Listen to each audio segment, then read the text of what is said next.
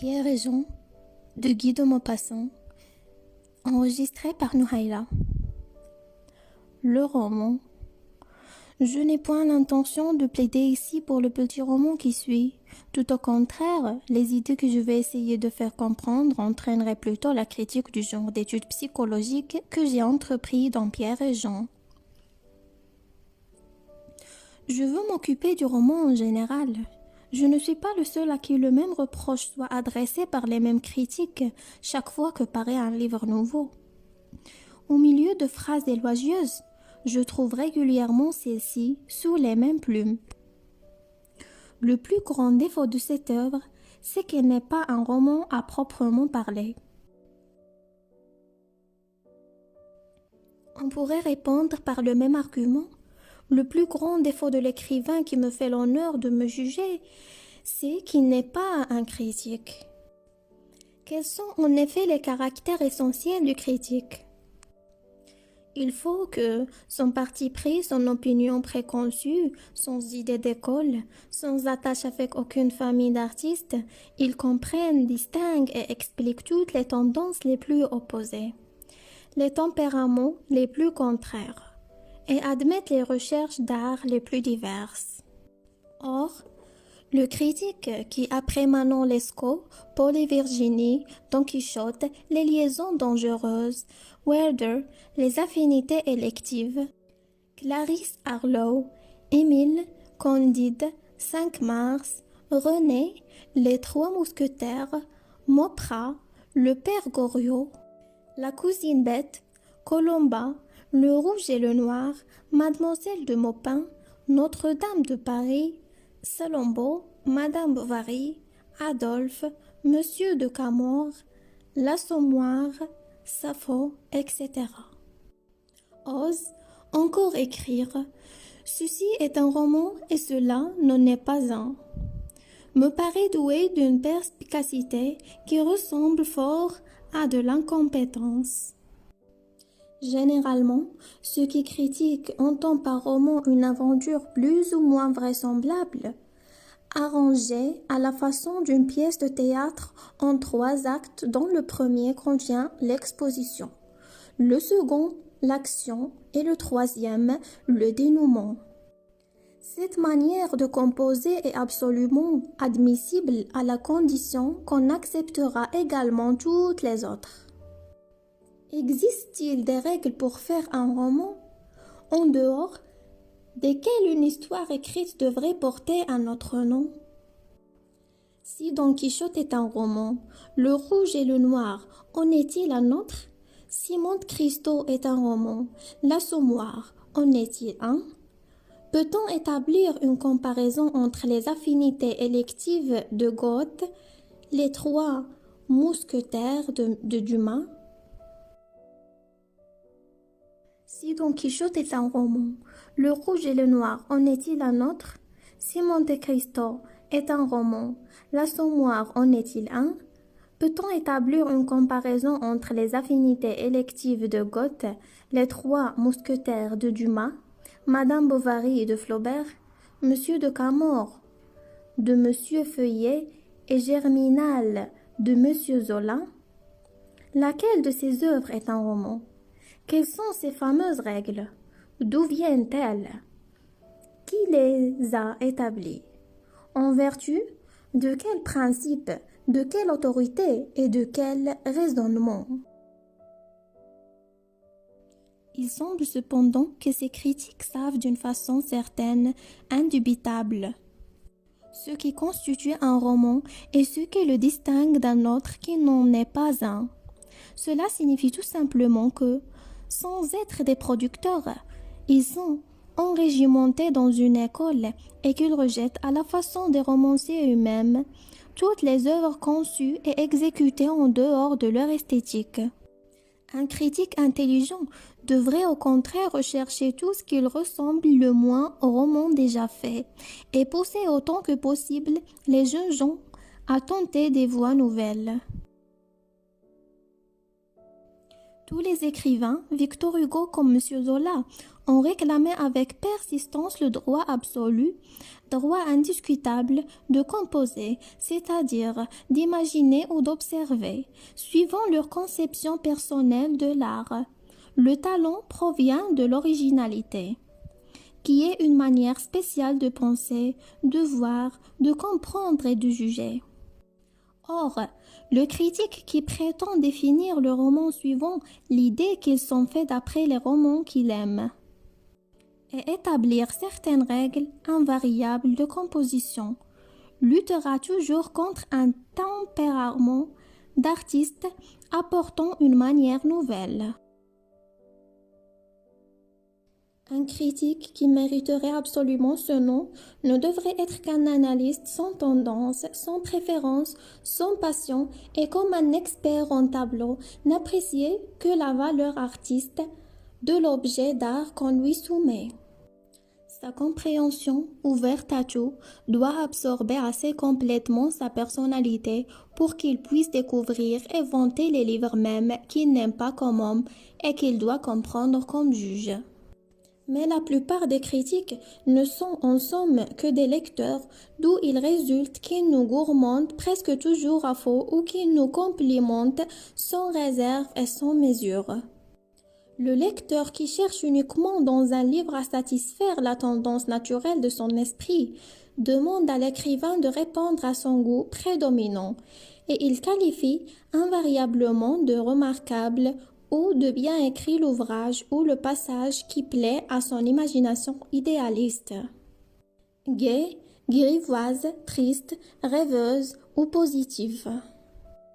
En somme, le public est composé de nombreux qui nous crient « Consolez-moi, amusez-moi, attristez-moi, attendrissez-moi, faites-moi rêver, faites-moi rire, faites-moi frémir, faites-moi pleurer, faites-moi penser. »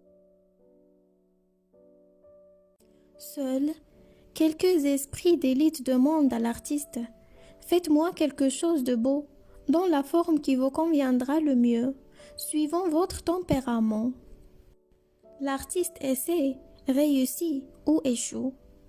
Le critique ne doit apprécier le résultat que suivant la nature de l'effort. Et il n'a pas le droit de se préoccuper des tendances. Cela a été écrit déjà 1000 fois, il faudra toujours le répéter. Donc, après les écoles littéraires qui ont voulu nous donner une vision décornée, surhumaine, poétique, attendrissante, charmante ou superbe de la vie, est venue une école réaliste ou naturaliste qui a prétendu nous montrer la vérité, rien que la vérité et toute la vérité. Il faut admettre avec un égal intérêt ces théories d'art si différentes et juger les œuvres qu'elles produisent, uniquement au point de vue de leur valeur artistique, en acceptant a priori les idées générales d'où elles sont nées. Contester le droit d'un écrivain de faire une œuvre poétique ou une œuvre réaliste, c'est vouloir le forcer à modifier son tempérament, récuser son originalité, ne pas lui permettre de se servir de l'œil et de l'intelligence que la nature lui a donnée. Lui reprocher de voir les choses belles ou laides, petites ou épiques, gracieuses ou sinistres. C'est lui reprocher d'être conformé de telle ou telle façon et de ne pas avoir une vision concordant avec la nôtre. Laissons-le libre de comprendre, d'observer, de concevoir comme il lui plaira, pourvu qu'il soit un artiste. Devenons poétiquement exaltés pour juger un idéaliste et prouvons-lui que son rêve est médiocre, banal, pas assez fou ou magnifique. Mais si nous jugeons un naturaliste, montrons-lui en quoi la vérité dans la vie diffère de la vérité dans son livre. Il est évident que des écoles si différentes ont dû employer des procédés de composition absolument opposés. Le romancier qui transforme la vérité constante, brutale et déplaisante pour en tirer une aventure exceptionnelle et séduisante, doit, sans souci exagéré de la vraisemblance manipulée, les événements à son gré, les préparer et les arranger pour plaire au lecteur, l'émouvoir ou l'attendrir. Le plan de son roman n'est qu'une série de combinaisons ingénieuses conduisant avec adresse au dénouement. Les incites sont disposés et gradués vers le point culminant et l'effet de la fin, qui est un événement capital et décisif, satisfaisant toutes les curiosités éveillées au début. Mettons une barrière à l'intérêt et terminons si complètement l'histoire racontée qu'on ne désire plus savoir ce que deviendront le lendemain les personnages les plus attachants. Le romancier, au contraire, qui prétend nous donner une image exacte de la vie, doit éviter avec soin tous enchaînements d'événements qui paraîtraient exceptionnels. Son but n'est point de nous raconter une histoire, de nous amuser ou de nous attendrir, mais de nous forcer à penser, à comprendre le sens profond et caché des événements. À force d'avoir vu et médité, il regarde l'univers, les choses, les faits et les ondes d'une certaine façon qui lui est propre et qui résulte de l'ensemble de ses observations réfléchies.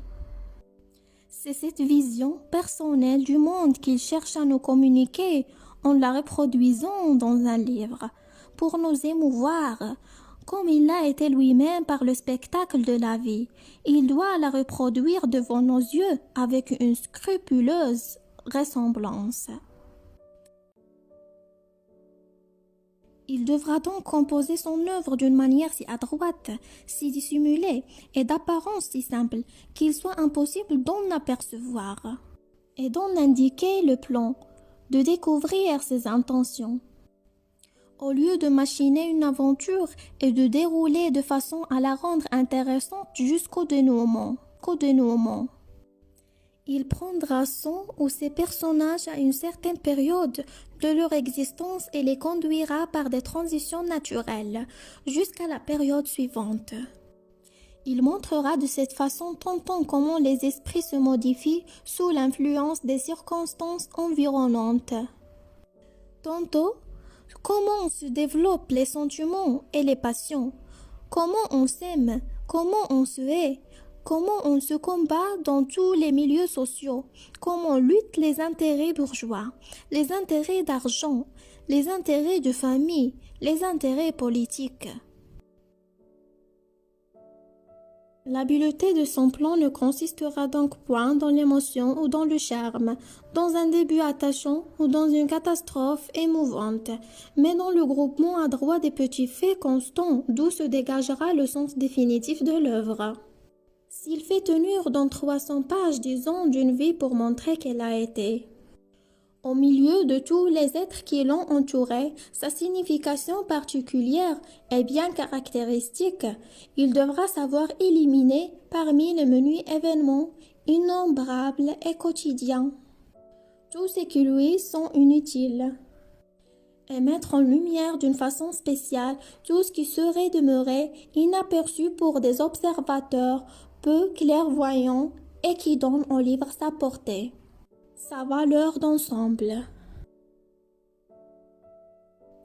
On comprend qu'une semblable manière de composer si différente de l'ancien procédé visible à tous les yeux déroute souvent les critiques et qu'ils ne découvrent pas tous les fils si minces, si secrets, presque invisibles, employés par certains artistes modernes à la place de la ficelle unique qui avait non l'intrigue. En somme, si le romancier d'hier choisissait et racontait les crises de la vie, les états aigus de l'âme et du cœur, le romancier d'aujourd'hui écrit l'histoire du cœur, de l'âme et de l'intelligence à l'état normal, pour produire l'effet qu'il poursuit, c'est-à-dire l'émotion de la simple réalité, et pour dégager l'enseignement artistique qu'il en veut tirer, c'est-à-dire la révélation de ce qu'est véritablement l'homme contemporain devant ses yeux. Il devra n'employer que des faits d'une vérité irrécusable et constante. Mais en se plaçant au point de vue même de ces artistes réalistes, on doit discuter et contester leurs théories qui semblent pouvoir être résumées par ces mots. Rien que la vérité et toute la vérité. Leur intention étant de dégager la philosophie de certains faits constants et courants, ils devront souvent corriger les événements au profit de la vraisemblance et au détriment de la vérité, car le vrai peut quelquefois n'être pas vraisemblable. Le réaliste, s'il est un artiste, cherchera non pas à nous montrer la photographie banale de la vie, mais à nous en donner la vision plus complète, plus saisissante, plus probante que la réalité même. Raconter, tout serait impossible, car il faudrait alors un volume au moins par journée pour énumérer les multitudes d'incidents insignifiants qui emplissent notre existence. Un choix s'impose donc, ce qui est une première atteinte à la théorie de toute la vérité. La vie, en outre, est composée des choses les plus différentes, les plus imprévues, les plus contraires, les plus disparates. Elle est brutale, sans suite, sans chaîne, pleine de catastrophes inexplicables, illogiques et contradictoires, qui doivent être classées au chapitre faits divers. Voilà pourquoi l'artiste ayant choisi son thème ne prendra dans cette vie encombrée de hasard et de futilité que les détails caractéristiques utiles à son sujet, et il rejettera tout le reste, tout là à côté. Un exemple entre mille, le nombre des gens qui meurent chaque jour par accident est considérable sur la Terre. Mais pouvons-nous faire tomber une tuile sur la tête d'un personnage principal ou le jeter sous les roues d'une voiture au milieu d'un récit sous prétexte qu'il faut faire la part de l'accident? La vie encore laisse tout en même plan, précipite les faits ou les trains indéfiniment. L'art, au contraire, consiste à user de précaution et de préparation, à ménager des transitions savantes et dissimulées, à mettre en pleine lumière par la seule adresse de la composition les événements essentiels et à donner à tous les autres le degré de relief qui leur convient, suivant leur importance, pour produire la sensation profonde de la vérité spéciale qu'on veut montrer. Faire vrai consiste donc à donner l'illusion complète du vrai, suivant la logique ordinaire des faits, et non à les transcrire sérieusement dans le pêle-mêle de leur succession. J'en conclus que les réalistes de talent devraient s'appeler plutôt des illusionnistes. Quel enfantillage d'ailleurs de croire à la réalité, puisque nous portons chacun la nôtre dans notre pensée et dans nos organes, nos yeux, nos oreilles, notre odorat, notre goût différent, créait autant de vérité qu'il y a d'hommes sur la terre. Et nos esprits qui reçoivent les instructions de ces organes diversement impressionnés comprennent, analysent et jugent comme si chacun de nous appartenait à une autre race. Chacun de nous se fait donc simplement une illusion du monde. Illusion poétique, sentimentale, joyeuse, mélancolique, sale ou lugubre, suivant sa nature, et l'écrivain n'a d'autre mission que de reproduire fidèlement cette illusion avec tous les procédés d'art qu'il a appris et dont il peut disposer. Illusion du beau, qui est une convention humaine, illusion du laid, qui est une opinion changeante, illusion du vrai, jamais immuable, illusion de l'ignoble, qui attire tant d'êtres. Les grands artistes sont ceux qui imposent à l'humanité leur illusion particulière. Ne nous fâchons donc contre aucune théorie puisque chacune d'elles est simplement l'expression généralisée d'un tempérament qui s'analyse. Il en est de surtout qu'on a souvent discuté en les opposant l'une à l'autre au lieu de les admettre l'une et l'autre. Celle du roman d'analyse pure et celle du roman objectif. Les partisans de l'analyse demandent que l'écrivain s'attache à indiquer les moindres évolutions d'un esprit et tous les mobiles les plus secrets qui déterminent nos actions. En accordant au fait lui-même qu'une importance très secondaire, il est le point d'arrivée, une simple borne, le prétexte du roman. Il faudrait donc, d'après eux, écrire ces œuvres précises et rêver où l'imagination se confond avec l'observation. À la manière d'un philosophe composant un livre de psychologie, exposer les causes en les prenant aux origines les plus lointaines, dire tous les pourquoi de tous les vouloirs et discerner toutes les réactions de l'âme agissant sous l'impulsion des intérêts, des passions ou des instincts. Les partisans de l'objectivité, quel vilain mot, prétendant au contraire nous donner la représentation exacte de ce qui a lieu dans la vie, évitent avec soin toute explication compliquée, toute dissertation sur les motifs, et se bornent à faire passer sous nos yeux les personnages et les événements. Pour eux, la psychologie doit être cachée dans le livre comme elle est cachée en réalité sous les faits dans l'existence. Le roman conçu de cette manière y gagne de l'intérêt, du mouvement dans le récit, de la couleur de la vie remuante. Donc, au lieu d'expliquer longuement l'état d'esprit d'un personnage, les écrivains objectifs cherchent l'action ou le geste que cet état d'âme doit faire accomplir fatalement à cet homme dans une situation déterminée. Et ils le font se conduire de telle manière d'un bout à l'autre du volume que tous ses actes, tous ses mouvements soient le reflet de sa nature intime, de toutes ses pensées, de toutes ses volontés ou de toutes ses hésitations. Ils cachent donc la psychologie au lieu de l'étaler. Ils en font la carcasse de l'œuvre, comme l'ossature invisible est la carcasse du corps humain. Le peintre qui fait notre portrait ne montre pas notre squelette. Il me semble aussi que le roman exécuté de cette façon y gagne en sincérité. Il est d'abord plus vraisemblable car les gens que nous voyons agir autour de nous ne nous racontent point les mobiles auxquels ils obéissent. Il faut ensuite tenir compte de ceux que si à force d'observer les hommes, nous pouvons déterminer leur nature assez exactement pour prévoir leur manière d'être dans presque toutes les circonstances.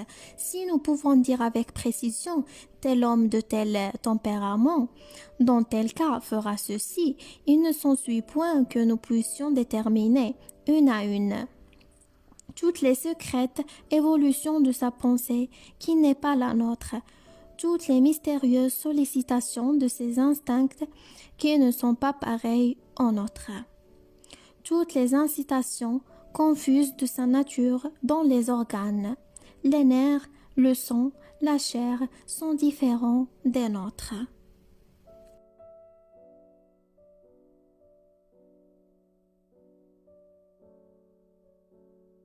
Quel que soit le génie d'un homme faible, doux, sans passion, aimant uniquement la science et le travail, jamais il ne pourra se transporter assez complètement dans l'âme et dans le corps d'un gaillard exubérant, sensuel, violent, soulevé par tous les désirs et même par tous les vices, pour comprendre et indiquer les impulsions et les sensations les plus intimes de cet être si différent.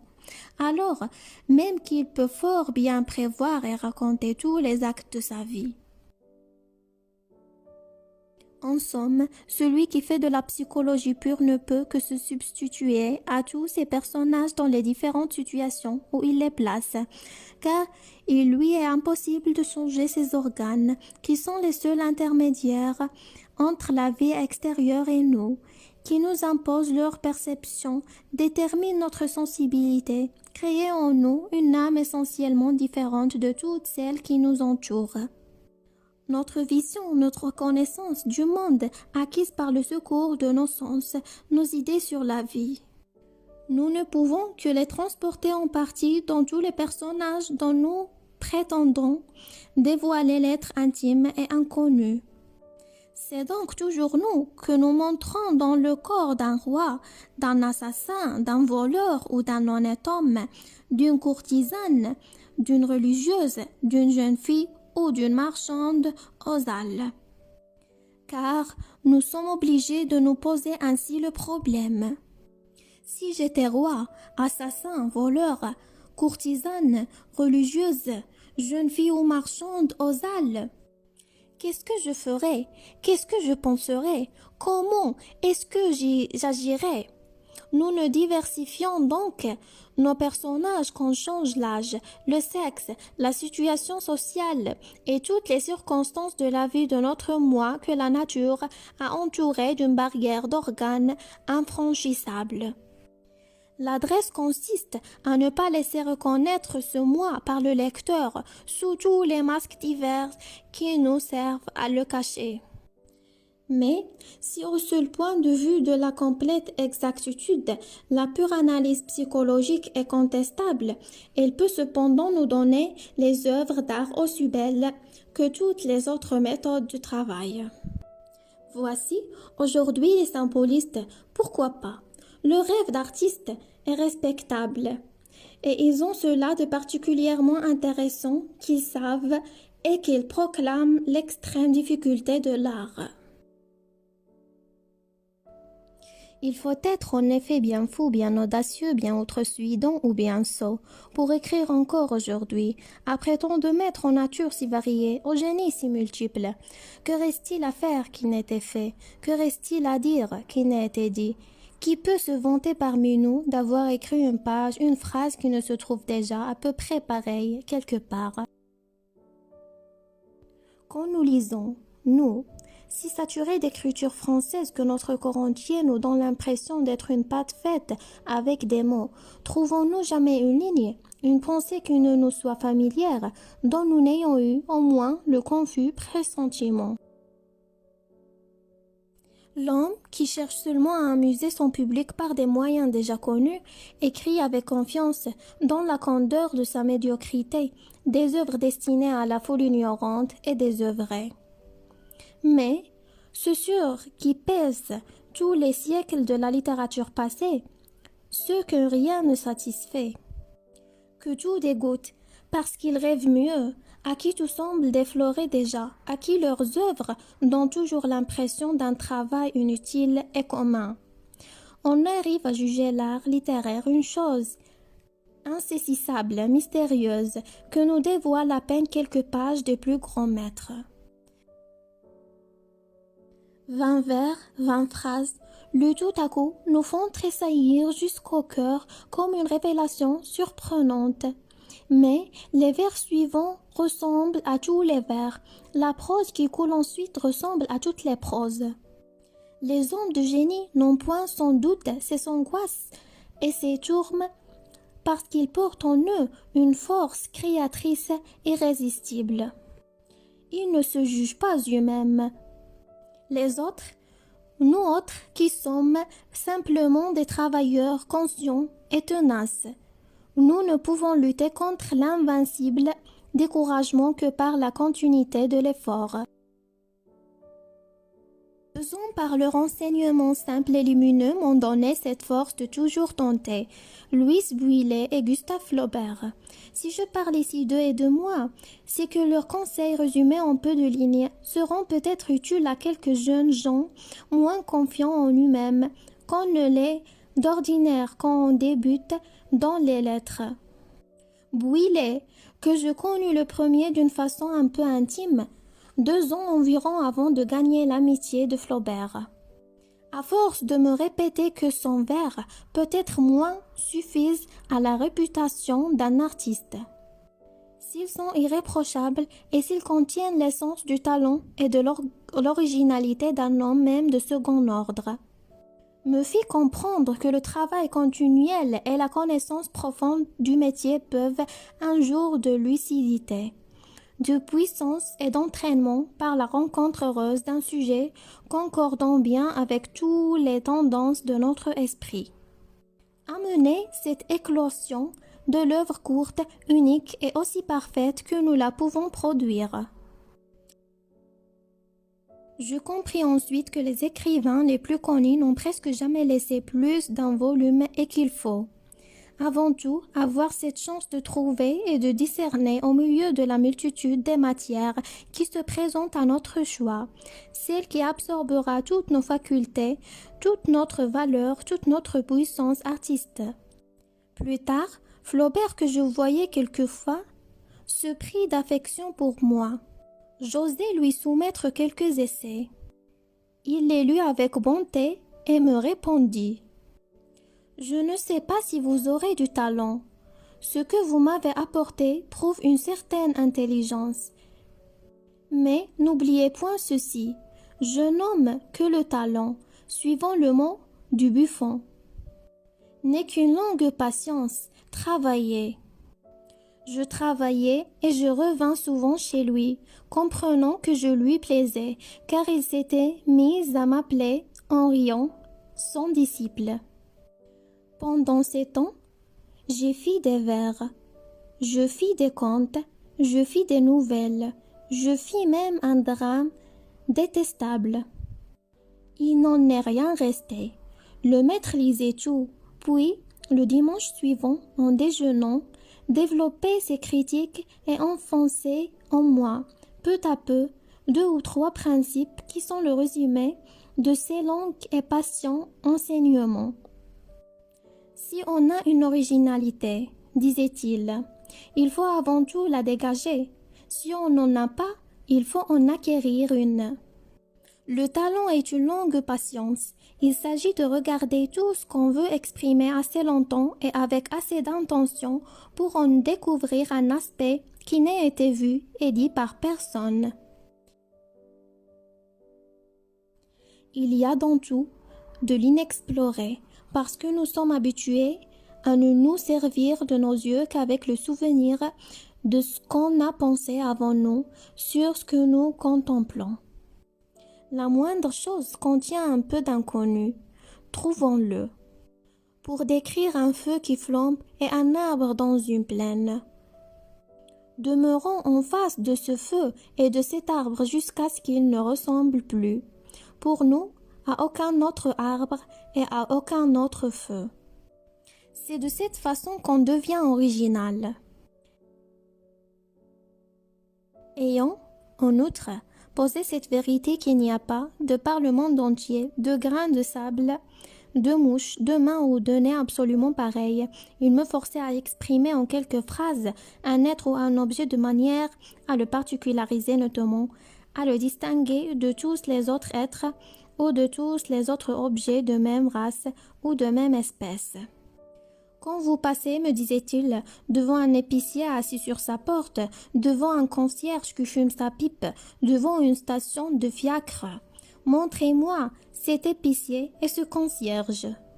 Leur pose, toute leur apparence physique contenant aussi, indiquée par l'adresse de l'image, toute leur nature morale, de façon à ce que je ne les confonde avec aucun autre épicier ou avec aucun autre concierge. Et faites-moi voir par un seul mot en quoi un cheval de fiacre ne ressemble pas aux 50 autres qui le suivent et le précèdent. J'ai développé ailleurs ces idées sur le style. Elles ont de grands rapports avec la théorie de l'observation que je viens d'exposer. Quelle que soit la chose qu'on veut dire, il n'y a qu'un mot pour l'exprimer, qu'un verbe pour l'animer et qu'un adjectif pour la qualifier. Il faut donc chercher jusqu'à ce qu'on les ait découverts. Ce mot, ce verbe et cet adjectif, et ne jamais se contenter de l'à peu près. Ne jamais avoir recours à des supercheries, même heureuses, à des cloneries de langage pour éviter la difficulté. On peut traduire et indiquer les choses les plus subtiles en appliquant ce vers de Boileau. D'un mot mis en sa place enseignant le pouvoir. Il n'est point besoin du vocabulaire bizarre, compliqué, nombreux et chinois qu'on nous impose aujourd'hui sous le nom d'écriture artiste. pour fixer toutes les nuances de la pensée. Mais il faut discerner avec une extrême lucidité toutes les modifications de la valeur d'un mot suivant la place qu'il occupe. Ayant moins de noms, de verbes et d'adjectifs au sens presque insaisissable, mais plus de phrases différentes, diversement construites, ingénieusement coupées, pleines de sonorités et de rythmes savants. Efforçons-nous d'être des stylistes excellents plutôt que des collectionneurs de termes rares.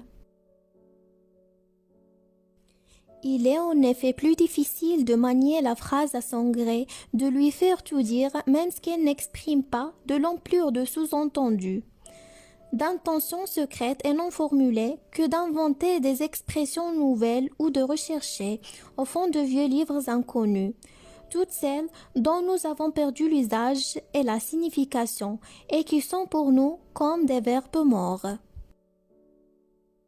La langue française d'ailleurs est une eau pure que les écrivains maniérés n'ont jamais pu et ne pourront jamais troubler. Chaque siècle a jeté dans ce courant limpide ses modes, ses archaïsmes prétentieux et ses préciosités, sans que rien surnage de ces tentatives inutiles, de ces efforts impuissants. La nature de cette langue est d'être claire, logique et nerveuse. Elle ne se laisse pas affaiblir, obscurcir ou corrompre. Ceux qui font aujourd'hui des images sans prendre garde aux termes abstraits, ceux qui font tomber la grêle ou la pluie sur la propreté des vitres, peuvent aussi jeter des pierres à la simplicité de leurs confrères. Elles frapperont peut-être les confrères qui ont un corps, mais n'attendront jamais la simplicité qui n'en a pas.